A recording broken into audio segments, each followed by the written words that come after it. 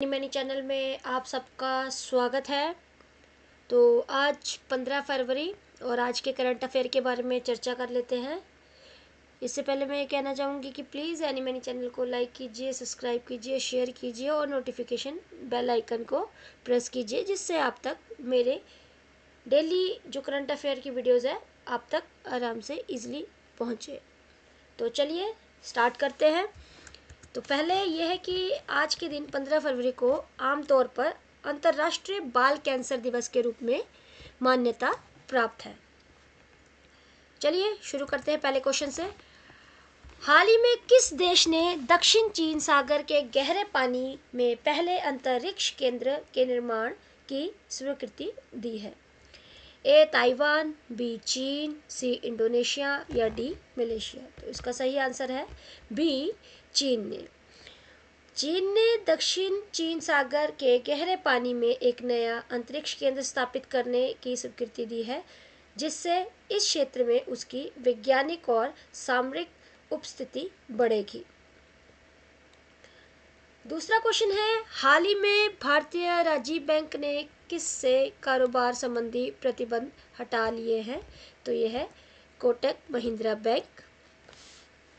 RBI ने Kotak Mahindra bank पर लगे व्यापारिक प्रतिबंध हटा दिए हैं, जिससे बैंक अपनी सेवाओं का विस्तार कर सकेगा। तीसरा क्वेश्चन है, हाल ही में कहाँ 14वें एशियाई मत्स्य पालन और जलीय कृषि फोरम का आयोजन किया गया है?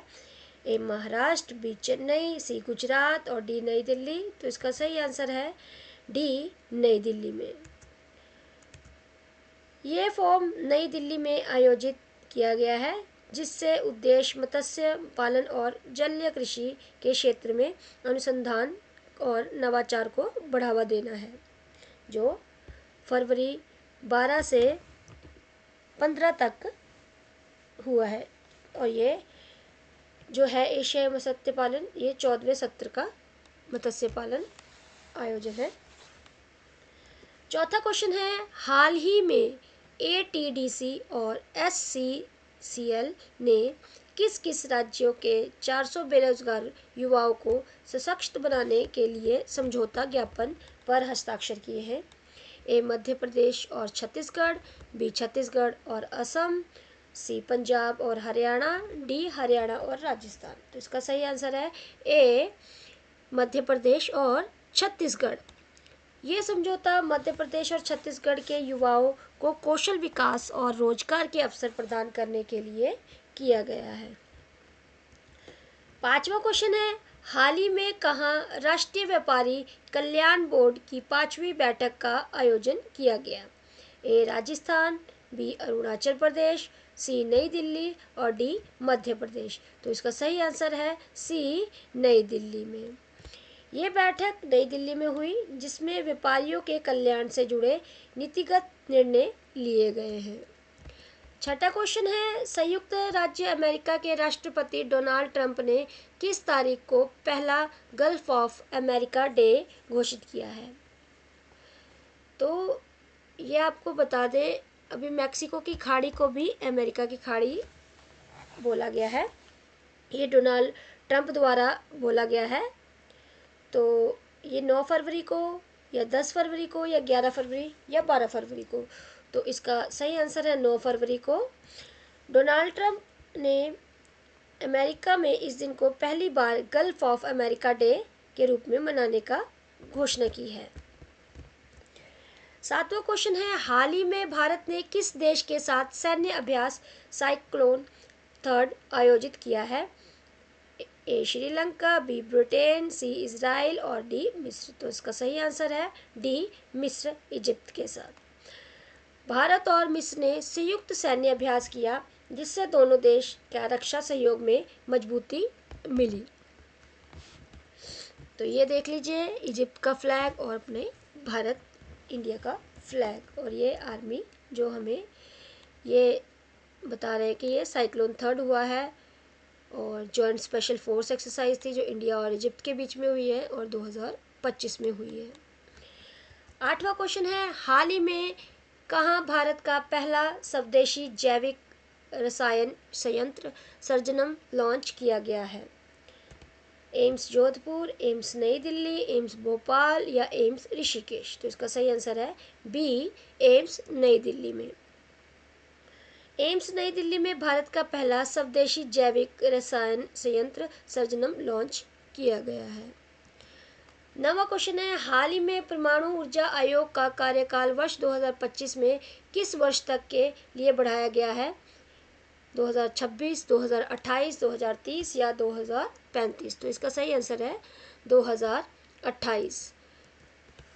परमाणु ऊर्जा आयोग का कार्यकाल 2028 तक बढ़ाया गया है, जिससे दीर्घकालिक परमाणु परियोजनाओं को बढ़ावा मिलेगा। और इस परमाणु ऊर्जा के जो जितने प्लांट है इसके लिए सरकार बहुत ही ज़्यादा कार्य कर रही है, जिससे आने वाले टाइम में हमें ऊर्जा या परमाणु ऊर्जा मिले। और इसकी मेगावाट क्षमता भी बहुत बढ़ा रहे हैं और ये बहुत बड़ी बात है, हमारे भारत के लिए बहुत अचीवमेंट वाली बात है। 10वां क्वेश्चन है, विश्व बैंक की लॉजिस्टिक फार्मेसी इंडेक्स LPI 2023 में भारत ने अंतर्राष्ट्रीय शिपमेंट श्रेणी में कौन सा स्थान प्राप्त किया था? 20वां, 21वां, 22वां या 23वां? तो इसका सही आंसर है सी, 22वां। तो 2023 में लॉजिस्टिक प्रदर्शन में सुधार करते हुए 22वें स्थान पर भारत पहुंची थी। 11वां क्वेश्चन है, प्रतिवर्ष किस तारीख को विश्व रेडियो दिवस मनाया जाता है? 11 फरवरी, 12 फरवरी, 13 फरवरी या 14 फरवरी? तो इसका सही आंसर है सी, 13 फरवरी। यूनेस्को द्वारा 13 फरवरी को विश्व रेडियो दिवस के रूप में घोषित किया गया था। 12वां क्वेश्चन है, हाल ही में IIT मद्रास ने पहले स्वदेशी एयरस्पेस गुणवत्ता वाली सेमीकंडक्टर चिप विकसित की है? तो इसरो के साथ या DRDO के साथ या नासा के साथ या JAXA के साथ? तो इसका सही आंसर है ए, इसरो के साथ। तो ये IIT मद्रास और इसरो ने मिलकर पहली एयर एक्सपो गुणवत्ता वाली स्वदेशी सेमीकंडक्टर चिप बनाई है। ये आप चिप की पिक्चर देख सकते हैं। इससे पता चलता है भारत एक के आत्मनिर्भर स्पेस मिशन को मिलेगी नई गति। 13वां क्वेश्चन है, ट्रांसपेरेंसी इंटरनेशनल द्वारा राज्य जारी भ्रष्टाचार धारणा सूचांक CPI 2024 में भारत 180 देशों में किस स्थान पर है? तो इसमें है A 38वें, B 75वें, C 96 या D 122वें? तो इसमें है C 96वें स्थान पर। तो भ्रष्टाचार धारणा सूचांक में भारतीय 96वें स्थान पर है, जो वैश्विक भ्रष्टाचार स्तर पर सुधार की जरूरत को दर्शाता है।